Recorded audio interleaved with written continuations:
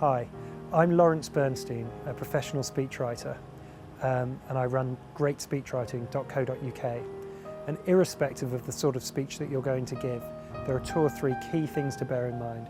Firstly, there is nothing to beat preparation, and hopefully you're not watching this 24 hours before you're due to give your speech, but the more time you leave yourself, the better. Second of all, don't worry about speaking for too long. Often a 5-minute speech is much more powerful and impactful than a 20-minute one, and brevity is often the key. And finally, although a lot of the videos that I've created are about writing a speech, please remember that you can't think about writing and delivering separately. They're one and the same thing. You're writing to make the speech easy to deliver, and if you think of it that way, then the thing should work.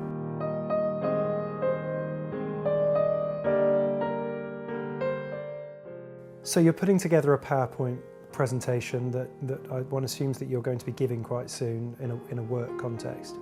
And the absolute key to what you do next is to make sure that the 2 elements of that presentation work in unison. One side is the slides that you're going to use, and the other side is the script that sits behind them.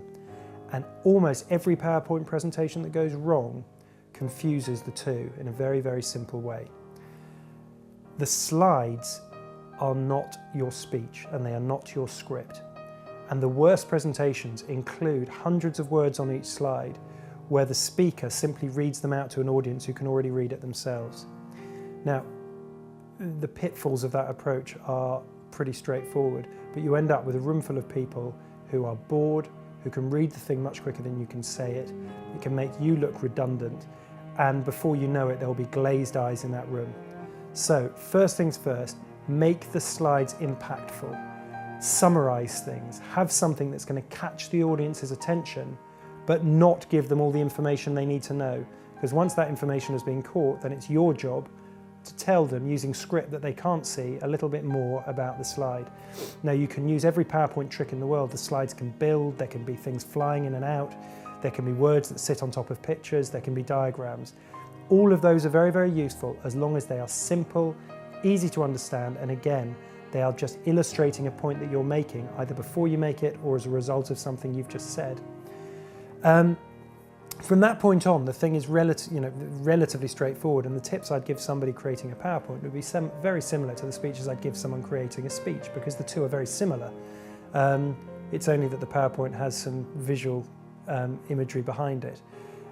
So keep the thing very simple, keep it punchy, only write with an aim in mind. Decide what you want the people in that room to be saying at the end of the event or the presentation that you're giving, and write for that purpose.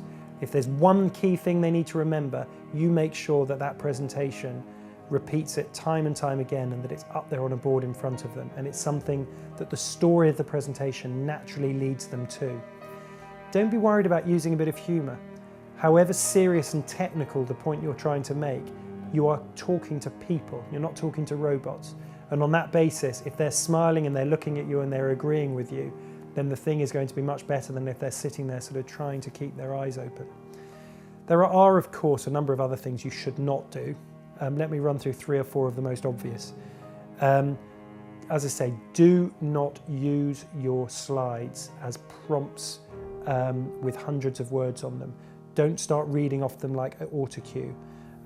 Don't have 20 bullets on a page full of information and you'll see your audience looking across them, again, wondering what you're doing, standing there talking as well. Detail is a real turn-off in a PowerPoint presentation. So allow the slides, as I say, to catch attention, not to give too much on the far end. Don't use the PowerPoint as a chance for you to hide.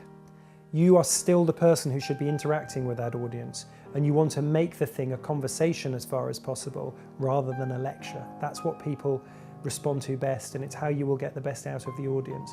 And so don't there sit with the projector in front of you and with the screen to the other side of the room, because again, you'll lose that sense of interactivity with the audience. Now, this is just a very simple introduction, and my website, greatspeechwriting.co.uk, has many more tips. Or please call me and I'd love to help you create your PowerPoint in the most impactful way possible.